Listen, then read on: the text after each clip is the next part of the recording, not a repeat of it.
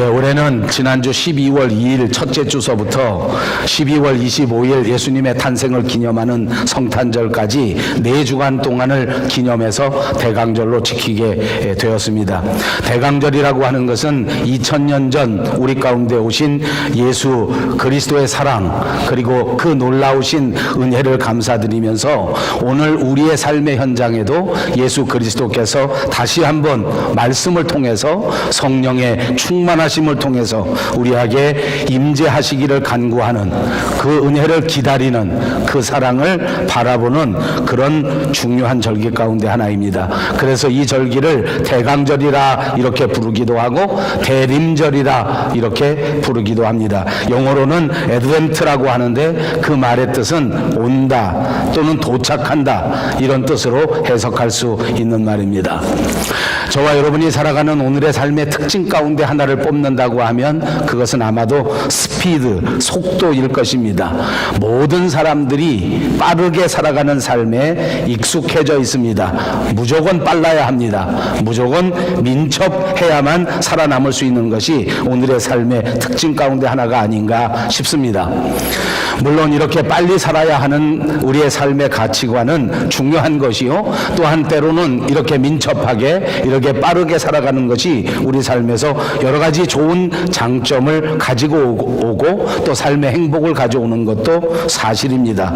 그러나 이렇게 빠르게 살아가다 보니까 우리의 삶에서 아주 중요한 것 하나를 놓치게 되는데, 그것은 바로 기다림이라고 하는, 진중함이라고 하는, 신중함이라고 하는 것들을 잃어버리기 쉬운 삶의 모습이다, 그 말입니다.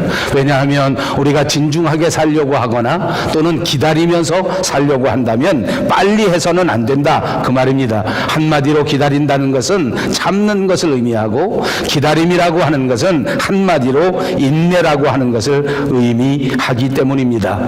우리가 살아가는 삶은 초과학시대 삶입니다. 우리는 지금 인공위성을 타고 소리보다 훨씬 더 빠른 속도로서 더 빨리 달릴 수 있는 시대를 삽니다. 그야말로 최첨단 과학시대를 살고 있는 것입니다. 그럼에도 불구하고 우리 삶의 가장 중요한 우리 마음의 진리는 그렇게 빨리 서득할 수 있는 것이 아니고 그렇게 순간적으로 우리에게 다가오는 것이 아닙니다. 영적인 성숙도, 인격적인 성숙도, 우리의 모든 성장도 한 걸음 한 걸음, 한 계단 한 계단 하나님의 말씀을 부여잡고 그렇게 천천히 직접 걷는 순례의 여정이라고 하는 것을 분명히 믿으셔야 할 줄로 믿습니다. 그렇습니다. 우리의 삶이 아무리 빨라진다고 할지라도, 우리의 삶의 속도가 아무리 중요하다고 할지라도 여전히 우리에게 소중한 것은 기다림입니다. 우리의 삶의 기다림이 절대적으로 필요하다고 하는 사실을 잊지 마시기를 주님의 이름으로 축복합니다. 성경에도 보십시오. 믿음의 조상 아브라함은 하나님 앞에 약속을 받고 25년 동안이나 진중하게 기다려야만 했습니다. 그가 75살 때 하나님의 말씀을 받고 약속을 받았지만 그는 100세가 되어 하나님의 약속의 아들 독자 이삭을 얻게 되었습니다. 이집트에서 노예 생활했던 이스라엘 백성들은 약속의 땅에 들어가기 위하여 모세의 영도를 받고 드디어 애굽에서 탈출하였습니다. 그러나 하나님이 약속하신 그 적과 꿀이 흐르는 가나안 땅에 들어가기 위해서는 이스라엘 백성 전체가 다시 400년 동안 한 걸음 한 걸음 그 신앙의 성숙과 그 신앙의 성장을 위하여 기다리며 뚜벅뚜벅 걸어가야만 했다는 사실을 기억하시기를 바랍니다. 우리는 이렇게 기다리지 못합니다. 우리는 마치 조급증 환자인 것처럼 그렇게 살아갑니다. 그러나 오늘 이 12월에 우리 모두가 다시 한번 기다림을 생각하시고 다시 한번 하나님의 때를 바라보시면서 잠잠히 뚜벅뚜벅 걸어가시는 저와 여러분 모두가 되시기를 주님의 이름으로 축복합니다. 본문 15절로 돌아가겠습니다. 다 같이 한 음성으로 15절을 읽습니다. 백성들이 바라고 기다림으로 모든 사람들이 요한을 혹 그리스도신가 심중에 생각하니 그랬습니다. 이스라엘 백성들은 모두가 다 예수 그리스도를 바라고 예수 그리스도의 강림을 기다리고 있었습니다. 사람들 모두의 기대가, 사람들 모두의 소망이 예수님이었기 때문에 이 백성들이 볼 때에 세례 요한은 우리가 그토록 기다리고 그토록 소망하던 예수님이 아니신가 이렇게 생각할 수 있었습니다. 그분이 오셔서 말씀을 전파하고 그분이 오셔서 물로 씻는 세례를 베풀어 주실 때에 마치 우리가 그토록 기다렸던 그분 예수 그리스도가 아니신가 하면서 심중에 의논하는 현상들이 벌어졌다 그 말입니다. 여러분, 이때는 세례 요한이 예수님인 것처럼 생각될 때였습니다. 이때가 세례 요한에게는 안타깝지만 가장 위험한 삶의 영적 위기였다고 하는 것을 우리는 생각해 보아야 합니다. 사람들 모두가 열광합니다. 모든 사람들이 자기를 가리켜 예수님이 아닌가 물어봅니다. 그리고 그는 말씀의 은혜를 받았습니다. 말씀의 권위가 있었습니다. 그는 하나님께서 주시는 성령의 충만함을 가지고 있었던 사람입니다.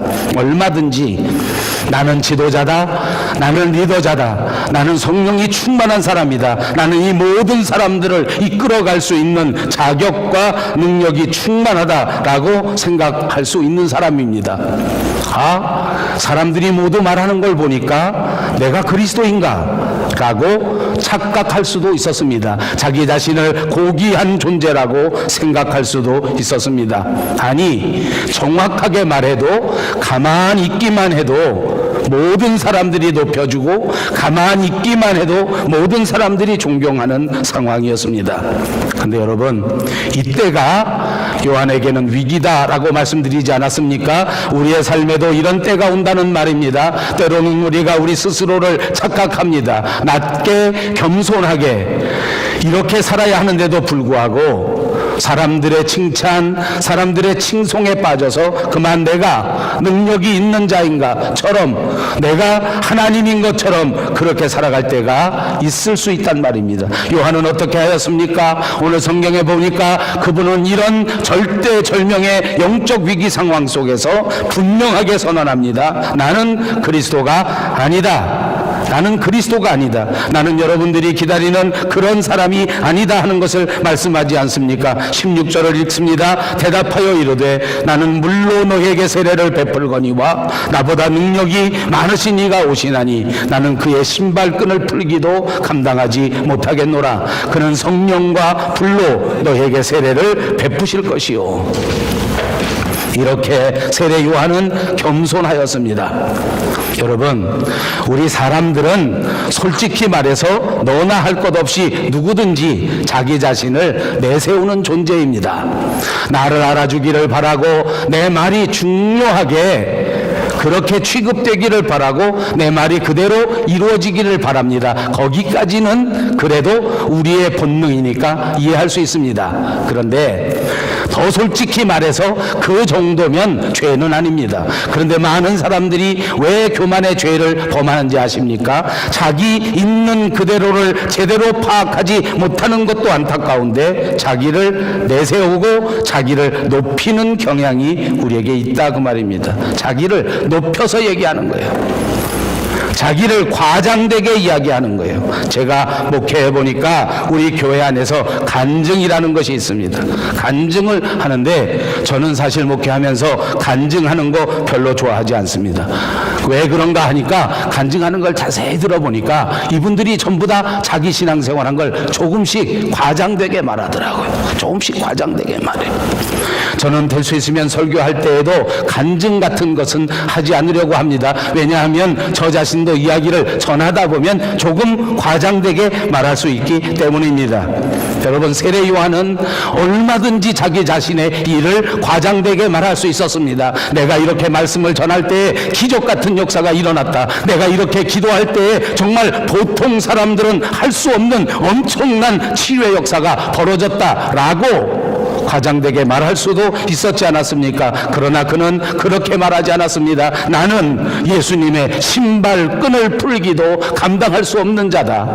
나는 예수님과 비교조차 할 수 있는 사람이 아니다. 나는 예수님의 종일 뿐이다. 나는 예수님이 말씀하신 그대로 실행하는 자일 뿐이다 라고 겸손 또 겸손 그리고 겸손하게 살았단 말입니다. 사랑하는 여러분, 이 대강절에 저와 여러분이 배워야 할 가장 소중한 믿음의 덕목은 겸손, 바로 그것입니다.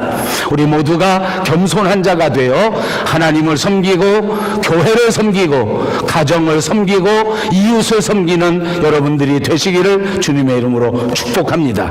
이제 17절을 보겠습니다. 손에 키를 들고 자기의 타작마당을 정하게 하사 알곡은 모아 곳간에 들이고 쭉정이는 꺼지지 않는 불에 태우시리라.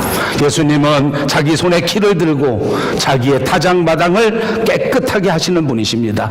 키질을 하십니다. 그래서 이제 알곡은 모두 모아서 깨끗한 곳간에 들이게 되고 쭉정이는 전부 골라서 꺼지지 않는 불에 태워 버리시는 것입니다. 이것은 예수님께서 약속하신 그대로 다시 재림하실 그때에 그대로 이루어질 일인 줄로 믿습니다. 여러분, 이 성탄절 마지막 2018년 한 해를 보내시면서 지금 우리는 누구를 기다리고 있는가 하는 것을 생각해 보아야 합니다.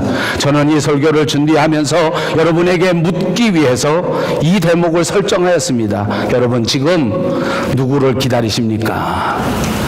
그리고 그 설교를 준비하고 그 대목을 설정하면서 제 스스로에게 물어보았습니다. 박 목사야, 너는 무엇을 기다리고 있느냐? 박 목사, 너는 누구를 기다리느냐? 하고 스스로 물어보게 되었습니다. 여러분, 너무나 안타까운 것은 누구를 기다리기는커녕 내 마음에 기다림을 잃어버린 적이, 기다림이라고 하는 것이 기억나지도 않을 만큼 아무 기다림도 없이 아무 생각도 없이 한 해를 보낸 것은 아닌가 하는 반성을 하게 되더라고요. 2018년 마지막 때에 우리는 과연 무엇을 기다리고 살았는가? 만약 내가 뜨겁게 물질을 소망하고 내가 뜨겁게 세상의 권력을 소망하고 살았다면 오늘 2018년 이 겨울에 다시 내 마음속에 예수 그리스도를 기다리는 마음으로 변화되어야 되겠다 하는 것이 성경이 우리에게 전해주는 말씀의 제목인데,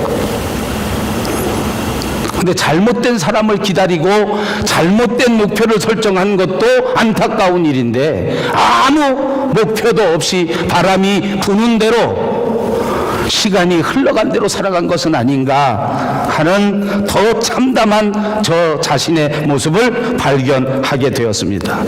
여러분, 지금 2018년은 누구를 막론하고 다시 오실 예수 그리스도를 기다려야 하는 시간입니다. 여러분 자신들도 저처럼 마음속에 다시 한번 생각해 보십시오. 정말 내 마음속에 예수 그리스도를 학수고대하고 있는가? 내가 정말 내 마음에 오실 예수님을 그렇게 기다리고 있는가? 주님 다시 오시는 그날까지 나는 끝까지 내게 주어진 사명을 충성되이 감당해야 되겠다. 하나님이 내게 주신 믿음과 소망과 사랑을 끝까지 간직하면서 자랑스럽게 주님을 만나는 자리에 있어야 하겠다. 마지막 그때 나를 만나시는 주님에게 기쁨의 아름다운 열매를 주님 앞에 많이 드릴 수 있도록 그렇게 살아야 되겠다. 지금 한순간도 허비하지 말고, 지금 한순간도 그냥 지나가지 말고 말씀대로 믿음대로 성령 충만해서 살아야 되겠다라고 준비하고 결심하는 절기가 이 12월 절기가 되어야 하는 것입니다. 여러분, 이 사실을 잊지 마십시오. 이 사실을 기억하십시오. 그래서 2018년 이 성탄절은 우리들 일생일대의 가장 귀한 성탄절이 되시기를 주님의 이름으로 축복합니다. 농사꾼이 봄에 땅에다 씨앗을 뿌립니다. 그리고는 가을을 기다립니다. 간절한 마음으로 이 뿌린 씨앗이 성장하고 이 뿌린 씨앗이 자라나고 이 뿌린 씨앗에서 우리가 기대하는 아름다운 열매를 바라보면서 가을을 기다리는 것입니다. 희망 때문입니다. 그러므로 여러분, 아무리 속도가 중요한 세상에서 살아가지만 여전히 우리의 기다림은 이렇게 좋은 것입니다. 이 기다림이야말로 이렇게 소중한 것이란 말입니다. 사랑하는 여러분, 다시 한번 우리가 무엇을 기다리는가를 점검하시기를 바랍니다. 아무것도 기다리지 않았다면 지금 이 순간 내려놓고 회개하고 다시 우리 마음속에 진짜 우리 인생에 기다려야 할 것이 무엇인가 하는 것을 생각하십시다. 오늘 성경 본문의 유대인들은 기다렸습니다. 날마다 기다렸습니다. 얼마나 사모하고 기다렸던지 오늘 유명한 세례 요한을 보면서 내가 기다렸던 그분 예수님이 아니신가 라고 생각할 정도로 간절한 마음으로 기다리지 않았습니까? 그렇게 메시아를 기다렸단 말입니다. 그렇게 예수님을 기다렸단 말입니다. 오늘 우리는 과연 그처럼 예수님을 기다리고 있는가? 과연 그처럼 예수님을 갈망하고 있는가? 세례 요한은 예수님보다 6달 먼저 태어난 사람입니다. 그는 정말 드라마틱한 삶을 살았습니다. 제사장의 혈통에서 태어나 가만히 있어도 제사장이 될 수 있는 사람이었는데도 불구하고 모든 자리를 떨치고 광야에 나갔습니다. 그는 거친 환경에서 자랐단 말입니다. 우리가 생각하는 것처럼 자식들에게 좋은 환경을 제공해주고 자식들에게 더 좋은 여러 가지 조건들을 제안해주면 이 아이가 잘 성장하지 않겠는가라고 생각할 수 있을지 모르지만 그는 좋은 환경에서 자라나서 훌륭한 사람이 된 것이 아니라 오히려 광야에 나가서 자라서 이토록 멋진 예언자가 되었다는 사실을 기억하십시오. 그가 좋은 옷을 입었던 것이 아니지 않습니까? 그가 유행을 따라 멋진 옷으로 갈아입지 않았습니다. 약대 털옷을 입었습니다. 먹는 것도 마찬가지입니다. 요즘 우리 대한민국은 먹방이라는 말이 생겼습니다. 무조건 먹습니다. 많이 먹습니다. 닥치는 대로 먹어버립니다. 그런데 세례 요한은 메뚜기와 석청만 먹었습니다. 그러면서 들판에 살았단 말입니다. 그러면서 약대 털옷만 입었습니다. 오늘 저와 여러분의 모습과는 정반대가 아닙니까? 정반대가 아닙니까? 왜 내가 오늘 살아가는 삶에서 내 능력이 부족한가? 내가 왜 이렇게 살면서 행복이 없는가? 우리 스스로가 한번 생각해 보시기 바랍니다. 내가 먹는 것이 무엇인지, 내가 입는 것이 무엇인지, 내가 살아가는 환경이 어떤 것인지를 점검해 보잔 말입니다. 만약 우리가 세례 요한과 같이 먹고 세례 요한과 같이 생각하고 세례 요한과 같이 입고 세례 요한과 같이 살았다면 우리도 이 삶을 향하여, 이 시대를 향하여 회개하라, 하나님의 때가 가까웠다, 돌이키라, 하나님의 나라 천국이 우리 앞에 가까이 왔다라고 외칠 수 있을 것입니다. 우리도 정말 멋진 광야의 소리가 되어 예수님의 제자라고 하는 칭찬을 들을 수 있을 줄로 믿습니다. 세례 요한은 예수님의 오심을 준비하기 위하여 이 땅에 오신 분입니다. 세례 요한은 예수님이 오시기 전에 미리 예수님의 길을 평탄하게 만들기 위하여 온 사람입니다. 예수님을 영접할 수 있도록, 예수님을 맞이할 수 있도록 잘 준비시키는 사명을 가진 자가 세례 요한입니다. 왜냐하면 사람들이 예수를 믿으려고 하면 먼저 준비해야 되기 때문입니다. 먼저 예수님을 받아들이기 위해서 회개하고 세례를 받아야 했기 때문입니다. 그래서 세례 요한은 그들에게 회개하기를 말씀으로 전하고 그들에게 세례를 베풀어서 예수님을 영접할 수 있도록 준비시킨 것입니다. 여러분, 회개와 세례가 이렇게 중요한 것입니다. 제가 목회 생활을 해보니까 세례는 받았는데 회개는 하지 않은 사람이 있습니다. 회개는 했는데 세례는 받지 않는 사람이 있습니다. 둘 다 맞지 않습니다. 어떤 사람은 그렇게 말합니다. 내가 마음에 회개했으면 됐지. 그까지 세례라는 것은 교회가 정한 것이요, 사람이 정한 것이요, 물 뿌리는 것은 상징적인 것이니까 그건 받아도 되고 안 받아도 된다, 이렇게 말한다, 그 말입니다. 어떤 사람은 내 마음속에 진정한 회개가 없는데, 내 마음속에 진정한 깨우침도 없는데 교회가 시간 돼서 하라고 하니까 그냥 나와서 그냥 물 뿌리고 그냥 세례식을 받는 사람도 있더라. 그런데 그 두 가지가 다 옳지 않다고 말입니다.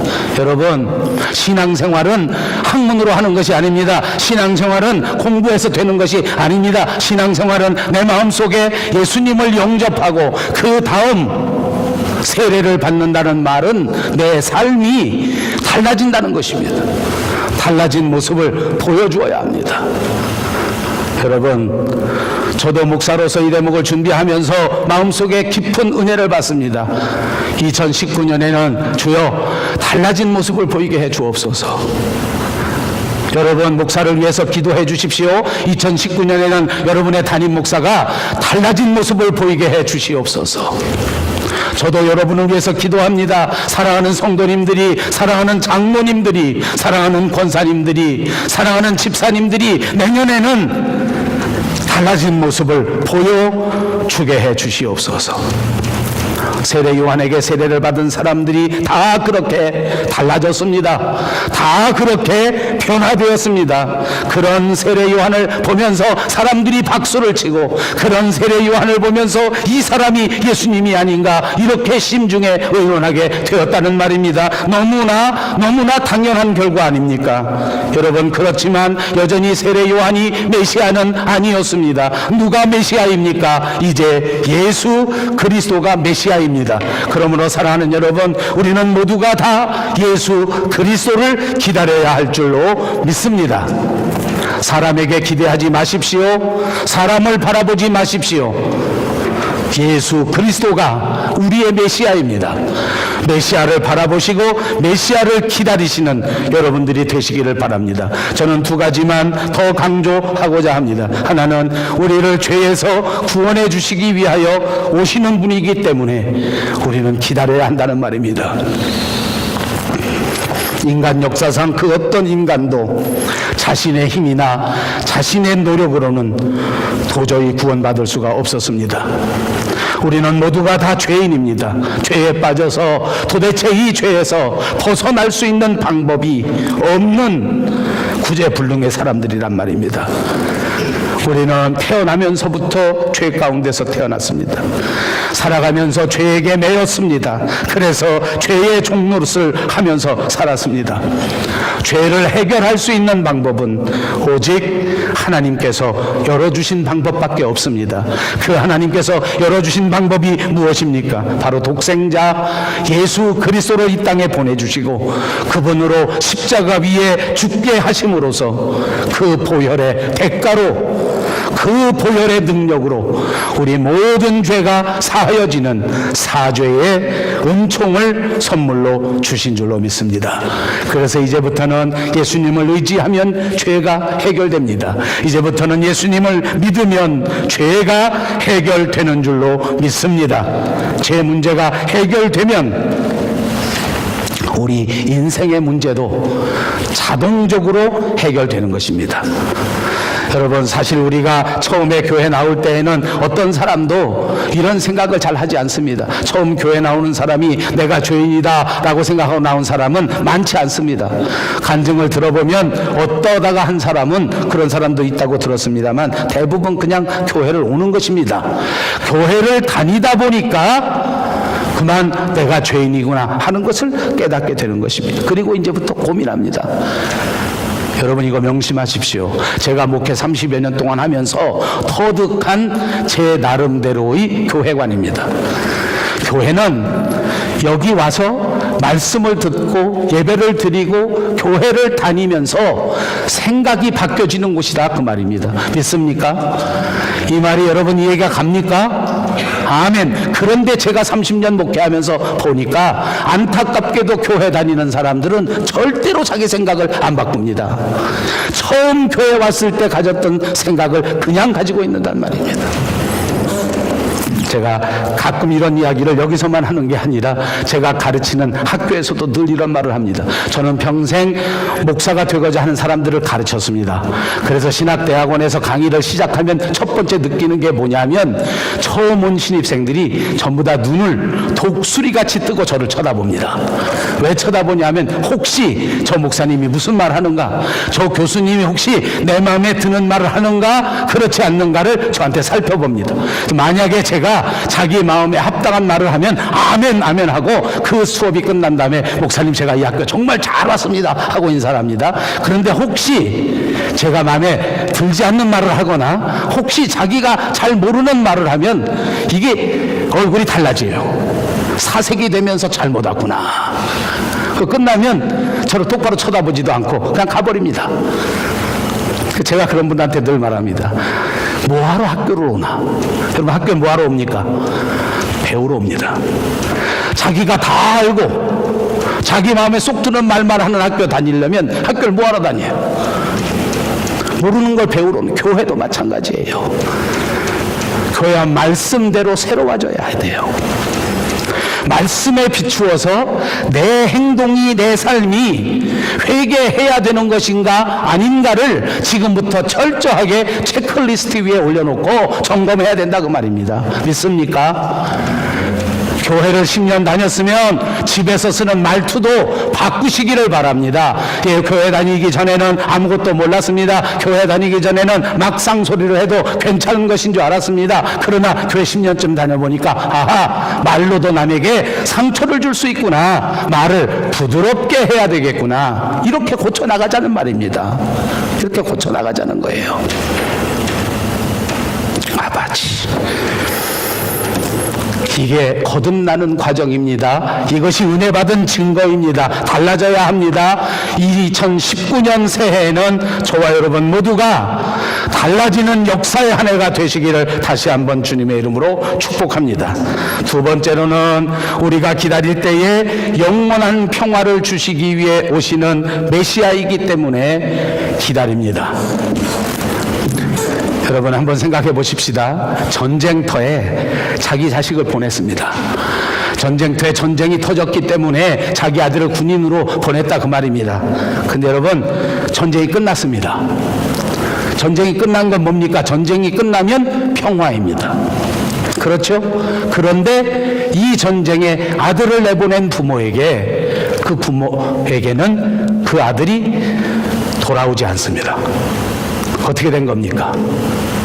전쟁에 나가서 죽었겠죠. 뭐 물어보면 대답을 안 하시네. 아버지.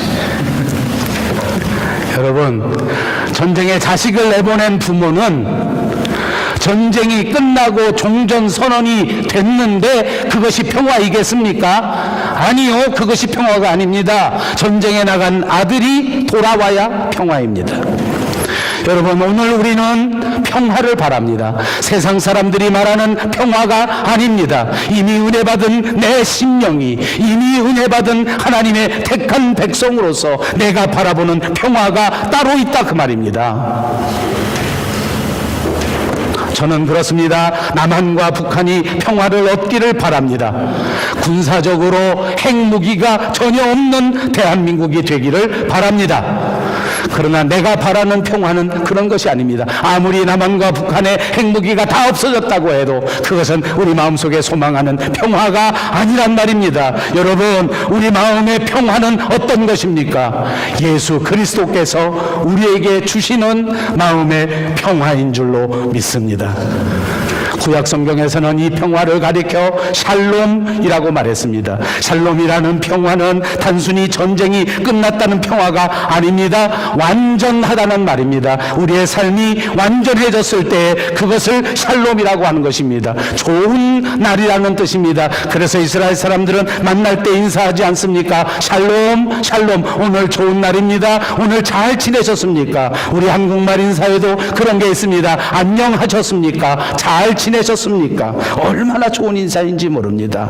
평화는 잘 지내는 것입니다.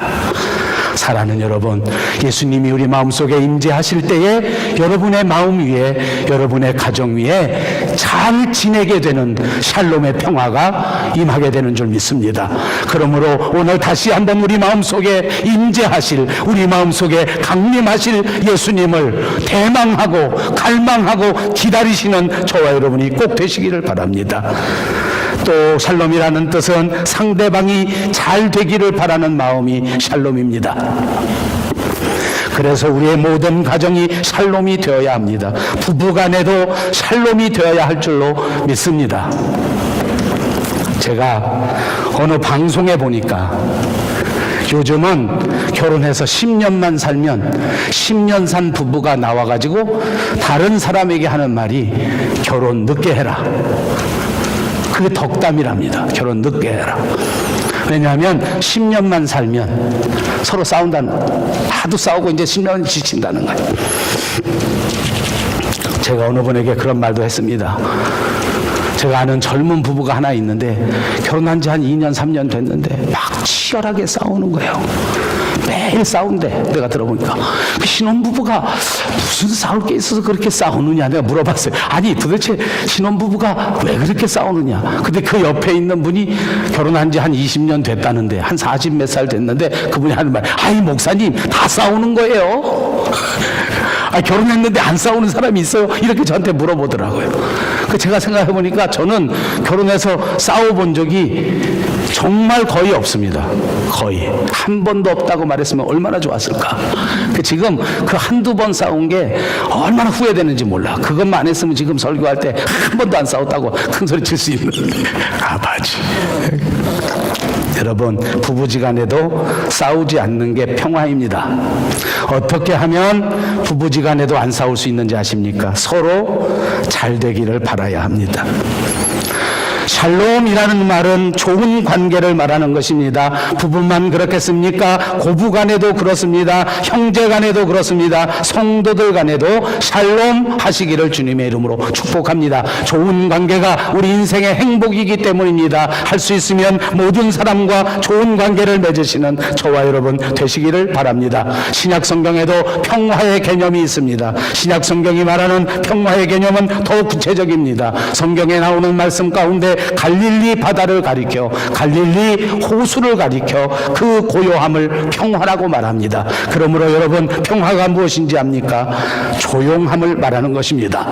그래서 옛날 우리 어른들은 그랬습니다. 가정이 조용해야 된다. 아멘. 조용한 가정이 되시기를 바랍니다. 교회도 조용하기를 바랍니다. 나라도 조용하기를 바랍니다. 이게 평화이기 때문입니다. 또 신약 성경에서 말하는 평화가 있습니다. 그것은 일치와 조화를 말하는 것입니다. 하나 되는 것입니다. 이것이 평화입니다.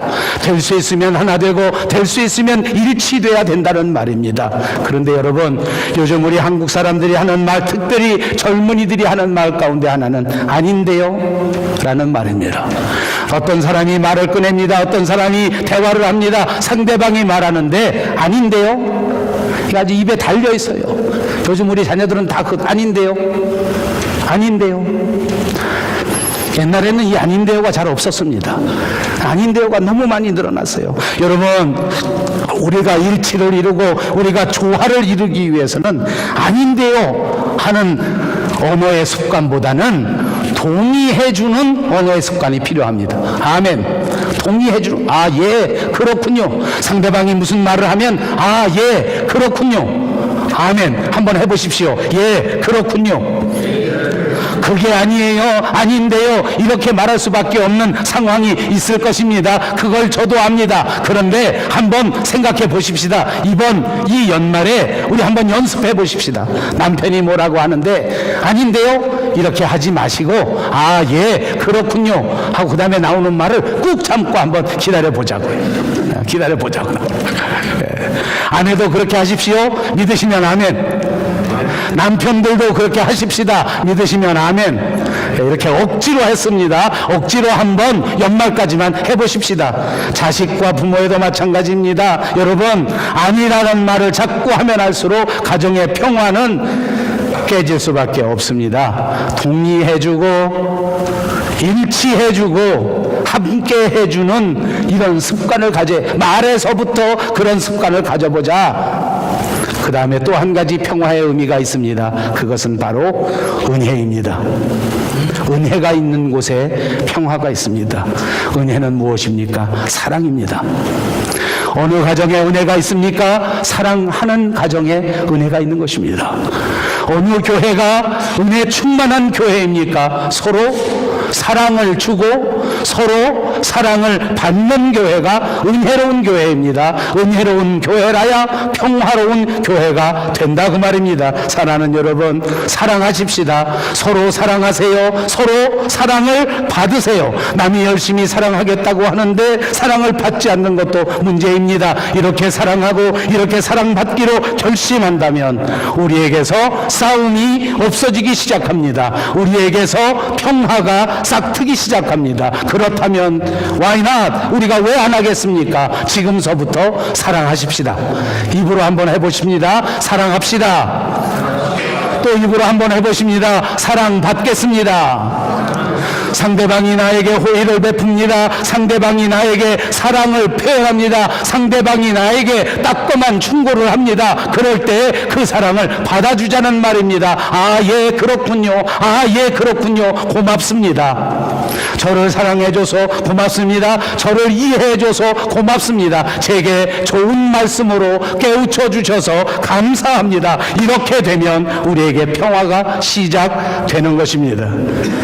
여러분, 예수님께서는 십자가에서 피를 흘리셔서 우리로 하여금 화목되고 화해하기를 바라셨습니다.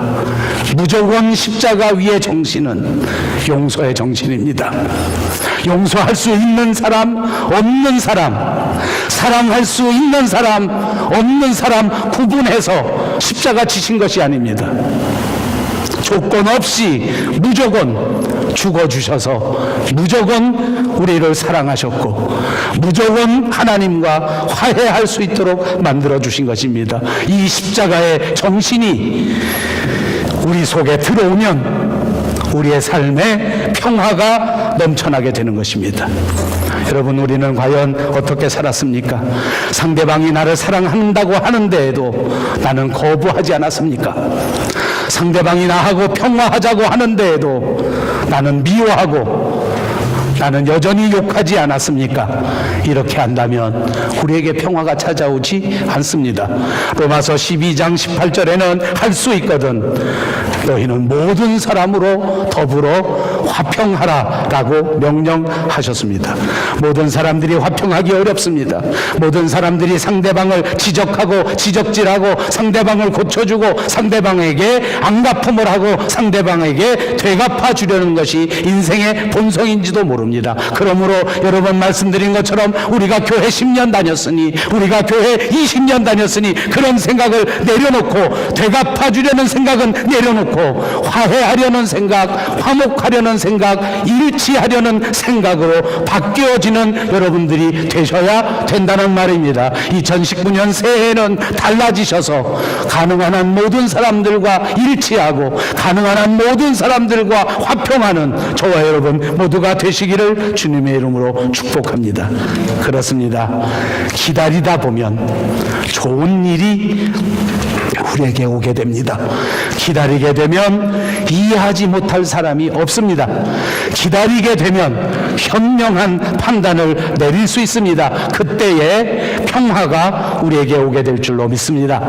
예수님은 평화의 왕이십니다. 그분이 우리 마음속에 오셔서 그분이 우리의 마음을 다스리시기만 하면 우리는 평화의 삶을 살게 될 줄로 믿습니다. 이 주님을 간절히 기다리는 절기가 바로 오늘입니다. 우리를 죄에서 구원해 주시고 우리를 위하여 십자가 위에서 피를 흘려 주시고 우리의 영원한 하늘나라를 책임져 주실 그분 예수님